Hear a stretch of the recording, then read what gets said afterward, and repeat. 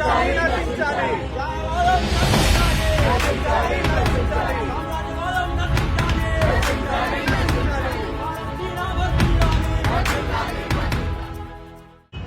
చూస్తున్నాము ఇజ్రాయెల్ పాలస్తీనా మీద చేస్తున్న జాతి హననం ఒక మారణ హోమం.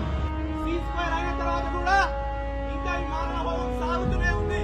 రిలయన్స్ ఎట్లాంటి సంస్థ అంటే ఇజ్రాయెల్ యొక్క company Delta Galil clothing technology company తోటి బిజినెస్ రిలేషన్షిప్స్ పెట్టుకుంటుంది, దాంట్లో పెట్టుబడులు పెడుతుంది. అంతేకాదు టెలికాం సెక్టర్, ఫ్యూయల్ స్టోరేజ్ ఇట్లాంటి సెక్టర్లలో ఎన్నో పెట్టుబడులు పెట్టింది ఇజ్రాయెల్ లో. అంటే మనం ఇక్కడ ట్రైన్స్ లో బట్టలు కొంటే వాళ్ళ డబ్బులతోటి పోయి వాళ్ళ ఆర్థిక వ్యవస్థ బలోపేతం చేసి అక్కడ పిల్లల్ని చంపుతున్నాడు, మహిళల్ని చంపుతున్నాడు. పాలస్తీనాలోని ప్రజలకు జరుగుతున్న అన్యాయాన్ని మనందరం కూడా ప్రశ్నించాలి.